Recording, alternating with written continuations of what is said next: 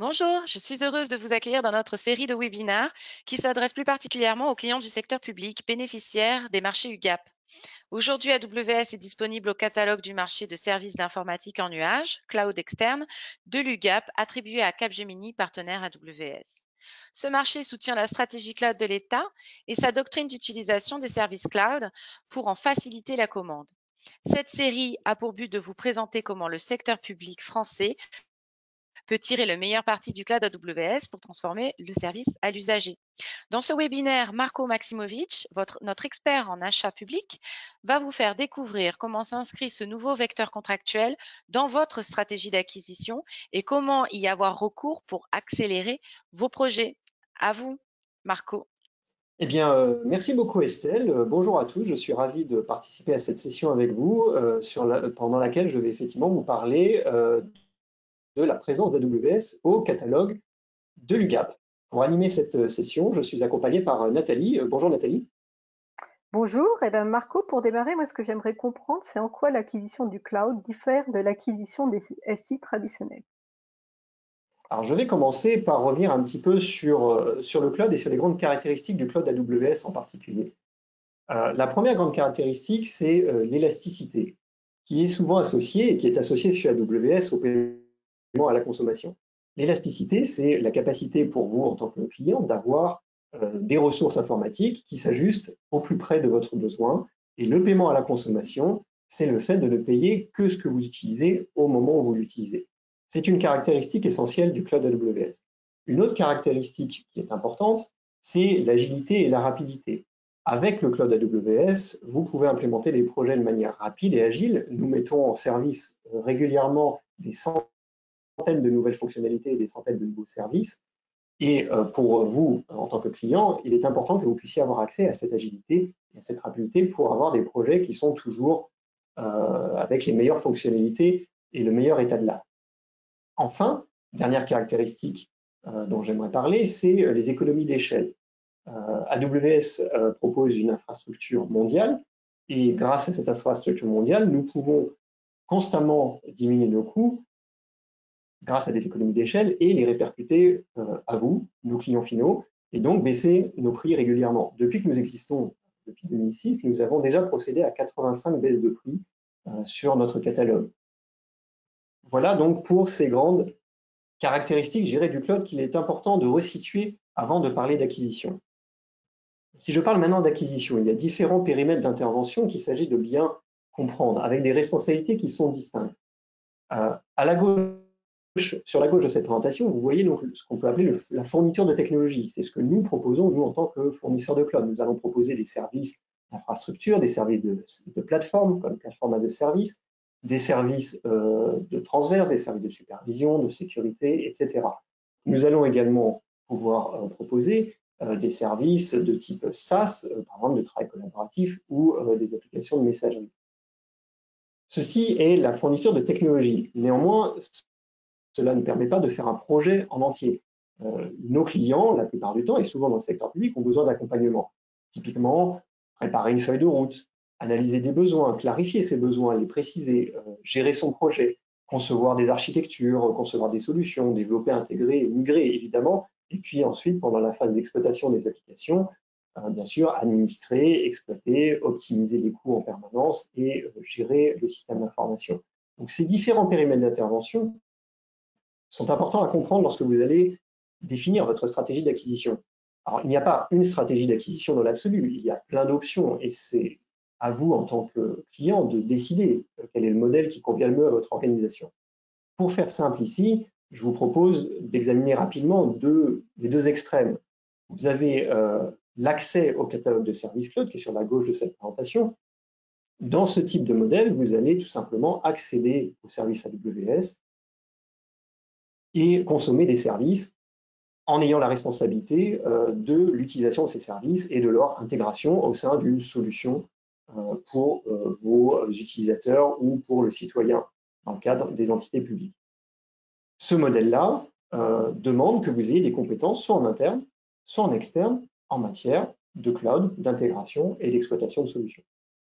De l'autre côté, à l'autre extrémité, sur la droite de la planche, vous voyez un modèle qui, lui, est totalement clé en main. avec une externalisation complète à laquelle vous confiez via un contrat l'intégration et l'exploitation d'une solution complète sur la base de services cloud. Il n'y a pas de bonne solution, il s'agit simplement de choisir le modèle qui convient le mieux à votre organisation et à votre besoin, à vos compétences, à votre environnement, à vos objectifs stratégiques. Le premier élément sur lequel je voudrais revenir, c'est la souplesse offerte par le cloud et en particulier par le cloud AWS. Chez AWS, nous fournissons un catalogue qui s'enrichit très régulièrement, comme je le disais tout à l'heure, avec des nouvelles fonctionnalités, des nouveaux services de manière très régulière. Par ailleurs, nous proposons un paiement à la consommation et il s'agit de pouvoir en bénéficier dans le cadre de votre contrat. C'est le plus intéressant pour vous, pour obtenir cette souplesse et obtenir la meilleure efficacité économique.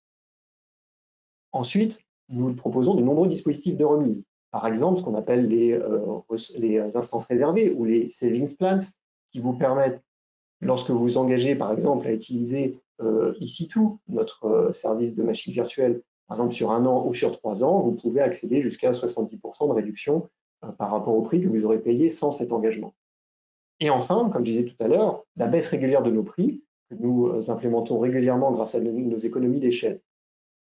Tout ceci, ce sont des mécanismes qui vous permettent d'obtenir la meilleure efficacité économique pour vos solutions.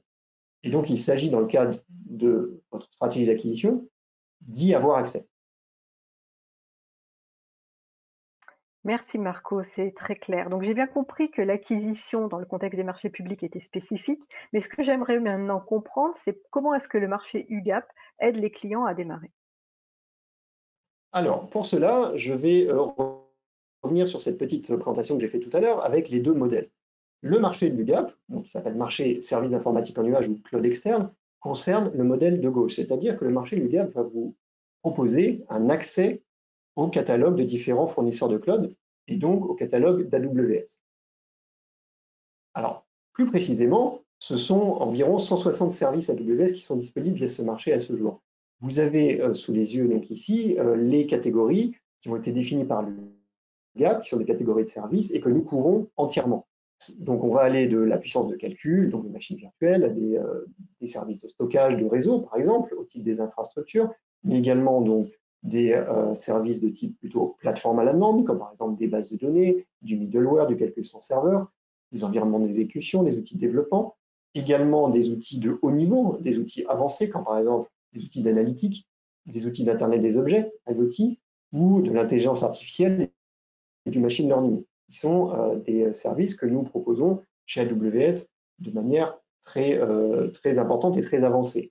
Enfin, vous allez pouvoir bénéficier également de services transverses, comme par exemple la sécurité. La sécurité est une préoccupation majeure chez AWS, c'est notre priorité numéro 1. Vous avez accès via le marché UGAP à toute la panoplie des services de sécurité AWS, également des outils de gestion de ressources et des outils de migration. Alors, que va apporter le marché UGAP? Le premier grand bénéfice pour vous, ça va être un achat simplifié et accéléré.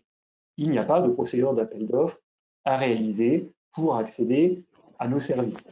Vous avez simplement accès aux prestations qui sont prévues dans le marché et qui ont été attribuées et qui donc sont exécutées par Capgemini, donc par l'UGAP. Deuxième point important, bénéfice important, le gain économique. Nous avons AWS a accordé des conditions d'achat préférentielles dans le cadre de ce marché, avec une réduction pour tous les bénéficiaires de l'UGAP sur nos prix publics. Et donc, vous avez accès à ces conditions préférentielles dès lors que vous commandez nos services via le marché. Et ces conditions sont identiques pour tous les bénéficiaires. C'est-à-dire que quel que soit le volume de commandes que vous envisagez de faire, quelle que soit la taille de votre organisation, vous aurez accès à ces conditions d'achat préférentielles. Enfin, troisièmement, la souplesse.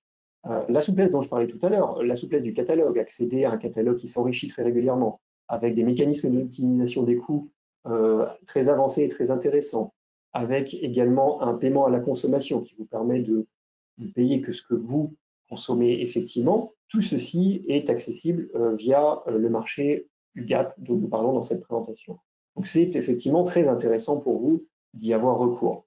Enfin, Capgemini, en tant que titulaire de ce marché, réalise pour vous le suivi de votre consommation et vous envoie des alertes dès lors que vous avez une consommation qui s'approche de la commande que vous avez réalisée, du montant de la commande que vous avez réalisée. Donc tous ces bénéfices, en fait, sont extrêmement importants pour les entités publiques. Pour faire simple, une procédure d'appel d'offres, dans le code de la commande publique, ça prend en général entre 6 mois et 1 an, en fonction de la complexité et en fonction de la procédure. Grâce à l'UGAP, vous allez pouvoir acheter de manière beaucoup plus simple et en quelques semaines. Ce marché, par contre, ne propose pas de prestations. Comme je vous le disais en introduction tout à l'heure, lorsque vous préparez votre projet, vous avez besoin de préparation, vous avez besoin d'accompagnement, vous avez besoin d'avoir de conseils, de réalisation également, de développement de migration et également d'exploitation et d'infogérance. Donc ce marché, le marché du GAP, ne couvre pas ces prestations-là. Et donc si vous avez besoin de ce type de prestations, il vous faudra utiliser d'autres vecteurs contractuels ou bien avoir recours à vos compétences internes. Très bien. Donc, si je veux maintenant choisir mon fournisseur de cloud, et notamment AWS, comment est-ce que je dois faire? Alors c'est un point très important et qu'il est crucial de comprendre. Le marché UGAP ne vous exonère pas en tant qu'acheteur public de votre responsabilité en matière de choix du fournisseur. C'est-à-dire que l'UGAP et Capgemini, son prestataire, vont vous accompagner dans la présélection des fournisseurs via un parcours de choix qui va vous permettre de présélectionner des fournisseurs de cloud à partir de vos besoins de grande capacité. Par exemple, si vous avez besoin de machines virtuelles, vous avez besoin de bases de données managées, vous avez besoin de services d'intelligence artificielle, vous allez pouvoir le préciser. Et l'UGAP et Capgemini vont vous fournir une présélection des fournisseurs qui proposent ce type de capacité. Par contre, ni Capgemini ni l'UGAP ne vont vous accompagner dans la définition du besoin de votre projet, dans la définition de votre architecture, dans la définition de vos critères techniques de choix, ni également dans l'analyse technique détaillée que vous allez faire. Vous allez faire une estimation au prix public, vous allez ensuite chercher à optimiser votre architecture pour être certain d'utiliser nos services de la meilleure manière qui soit et avoir le meilleur retour sur investissement de votre projet. Capgemini et l'UGAP vous fourniront simplement à la fin du processus, un devis finalisé sur la base de l'architecture que vous aurez définie et sur la base des prix spécifiques UGAP, donc des prix préférentiels dont je parlais tout à l'heure, que les différents fournisseurs de cloud ont fournis. Mais néanmoins, c'est bien votre décision à la fin qui est de toute façon votre responsabilité et qui sera retenue à la fin. Il y a une possibilité de déroger à ce processus de sélection en fonction de contraintes associées à votre projet. Si par exemple vous avez des contraintes techniques, que vous avez déjà commencé votre projet sur AWS, ou que vous avez un environnement en interface qui tourne déjà sur nos services, vous avez la possibilité de déroger au processus de sélection et de choisir AWS directement sans passer par ce processus de choix. Et comment AWS peut m'aider? Eh bien tout simplement comme d'habitude, j'ai envie de dire. Nous continuons de vous accompagner tout au long de vos projets. Et cela n'a rien à voir finalement avec le processus qui est appliqué au sein du LUGAP et du marché de l'UGAP. Nous pouvons vous accompagner en amont de vos projets lorsque vous essayez de comprendre ce que le cloud peut vous apporter, ce que nos services vous apportent, comprendre notre catalogue, comprendre la force de nos services et nos points forts. Également, lorsque vous allez commencer à travailler sur votre architecture, nous pouvons vous accompagner à ce moment-là. Nous pouvons également nous accompagner au moment où vous allez travailler dans le détail et surtout pour vous aider à faire des optimisations. Nous avons plusieurs moyens de vous aider. Il y a bien entendu notre outil en ligne, notre calculateur en ligne qui vous permet tout seul d'étudier et d'estimer le prix de votre projet sur AWS. Ensuite, dans les phases plus approfondies, nous avons nos architectes solutions qui font partie de notre équipe secteur public qui est dédiée à tous nos clients du secteur public, qui peuvent vous aider et qui vont vous aider à optimiser votre architecture et à optimiser vos coûts. Ensuite, nous pouvons vous aider à vous former, à former vos équipes. Et enfin, si vous nous choisissez, ce que l'on souhaite bien évidemment, nous pouvons vous aider dans le cadre de la migration de vos projets, s'ils sont particulièrement complexes. Nous avons des services de professional services, c'est-à-dire de consultants spécialisés qui vont vous aider dans des migrations complexes. Et puis, bien entendu, vous avez accès à notre support technique comme tous nos clients. Toutes ces prestations-là sont disponibles via le marché UGAP. Vous n'avez pas besoin d'avoir un véhicule contractuel spécifique pour accéder à cet accompagnement. Merci Marco, cette présentation était très claire. Donc en résumé, qu'est-ce que je dois retenir? Alors, je vais faire une petite synthèse des grandes idées. La première, c'est que le cloud induit de nouvelles manières de mener l'achat public. La souplesse, l'automatisation, toutes ces caractéristiques font qu'il y a une nouvelle manière de penser l'achat public. La deuxième, c'est que votre stratégie d'acquisition est un élément clé pour tirer le meilleur parti de cette souplesse. Et c'est vraiment au moment où vous allez travailler votre stratégie d'acquisition que vous allez pouvoir prévoir comment tirer le meilleur parti du cloud d'AWS en particulier. Le marché du gap est un outil extrêmement intéressant pour vous permettre d'accélérer vos projets.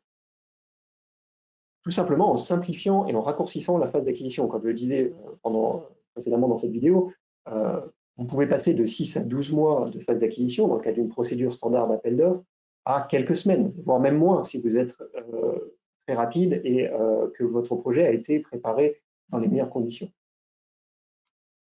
Néanmoins, le marché du gap va vous permettre d'accélérer la phase d'acquisition, mais ne va pas vous aider à préparer votre projet. Et donc, il est vraiment crucial pour vous, et c'est une condition essentielle de succès, que vous prépariez votre projet de manière approfondie, en avance de phase, en amont, avant de vous lancer dans le processus d'acquisition via le marché gap.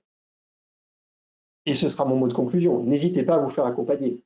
Nous pouvons vous accompagner, AWS, dans toutes les phases amont de préparation de votre projet, bien entendu, et ensuite dans les phases aval. Mais également, nous avons tout un écosystème de partenaires en France. Nous avons plus d'une centaine de partenaires à la fois conseils et intégrateurs qui peuvent vous accompagner, qui ont toutes les compétences nécessaires pour vous accompagner dans votre projet. Il me reste à vous remercier d'avoir assisté à cette vidéo qui, j'espère, a été claire et utile. Merci beaucoup Nathalie pour m'avoir aidé à animer cette session. Et n'hésitez surtout pas à nous contacter à l'adresse email spécifiquement mise en place ici. Voilà, très bonne journée et à bientôt. Merci pour cette excellente présentation. J'espère que ce webinaire vous a plu et a répondu à vos attentes. N'hésitez pas à nous le faire savoir et à nous partager vos commentaires dans le questionnaire de satisfaction que vous recevrez à la suite de ce visionnage. Nous sommes à l'écoute de votre avis pour faire évoluer nos services au plus proche du secteur public français. Si vous voulez des détails complémentaires, contactez-nous à l'adresse info-ugap@amazon.com. Je vous remercie de votre attention et à bientôt.